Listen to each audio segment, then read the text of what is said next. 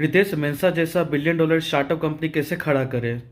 पहली बात तो आपको जानना पड़ेगा कि मेंसा ब्रांड था क्या। आप अगर देखेंगे कि 2024 या 2025 में बहुत सारे D2C ब्रांड्स रहते थे, जैसे हो गया मामा अर्थ हो गया या बोट हो गया। तो ना इस फाउंडर का बेसिकली ये मोटिव था कि करेंटली इंडियन मार्केट में बहुत सारे D2C ब्रांड्स हैं, कोई भी सेक्टर में, मान लीजिए हेल्थ केयर में, फार्मास्यूटिकल में या टेक रिलेटेड मतलब कंज्यूमर प्रोडक्ट्स है, वो सब बहुत सारी कंपनीज है जो कि प्रॉफिटेबल है, लेकिन हाई मतलब उसका ग्रोथ नहीं हो चुका है, उसका मार्केट सेचुरेटेड हो गया है। तो ये मेंसा ब्रांड के फाउंडर का एक मतलब सिंपल आइडिया था कि मार्केट में करेंटली इंडिया मार्केट में बहुत जो भी D2C ब्रांड्स है वो सबको फाइंड आउट करेंगे और खुद का मतलब रोल अप स्ट्रैटेजी करेंगे, जो कि इन्वेस्टर लोगों को काफ़ी पसंद आता था। कि आप सोचेंगे कि रोल अप स्ट्रैटेजी होता क्या है, तो बेसिकली रोल अप स्ट्रैटेजी ये होता है कि आपको एक कोई वर्टिकल चूज करना पड़ेगा, फिर वही वर्टिकल में आपको एटलीस्ट 5 से 10 कंपनीज को एक्वायर करना पड़ेगा। तो मेंसा ब्रांड के जो फाउंडर थे उन्होंने क्या किया कि D2C ब्रांड्स में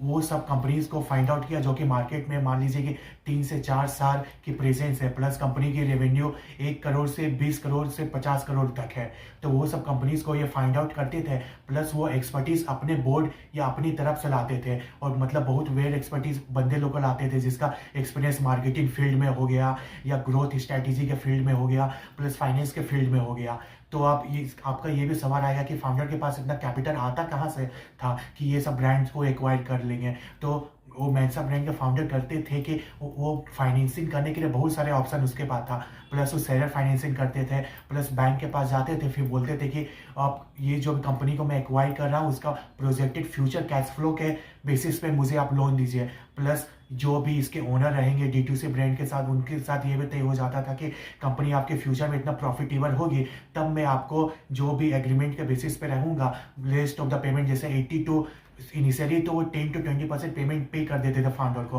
लेकिन रेस्ट ऑफ द पेमेंट जो भी कंपनी प्रॉफिटेबल हो गई तब वो पे कर देते थे। तो यही स्ट्रैटेजी था जिसके कारण मेंसा ब्रांड ने मतलब हजारों करोड़ की कमा लिया। तो सिमिलरली आप सोचेंगे कि मेंसा ब्रांड ने कमा लिया, तो आप ना सिमिलरली अलग सेक्टर में भी मतलब ये आजमा सकते हैं। मान लीजिए कि हेल्थ केयर सेक्टर में आप कर लिए, फिर हेल्थ केयर से रिलेटेड आप प्रोडक्ट्स या सर्विसेज को आप कंसोलिडेट कर सकते हैं, मर्ज कर सकते हैं, और फिर हायर मल्टीपल्स में सेल आउट कर सकते हैं। तो ये गेम बेसिकली ऑलरेडी मतलब नॉर्थ अमेरिकन मार्केट या कोई भी यूरोपियन मार्केट में चला था, तो वही फाउंडर्स वही कॉन्सेप्ट को इंडियन मार्केट में ले आए। तो मेरा मानना है कि अभी भी आप यही स्ट्रैटेजी को मान लीजिए कि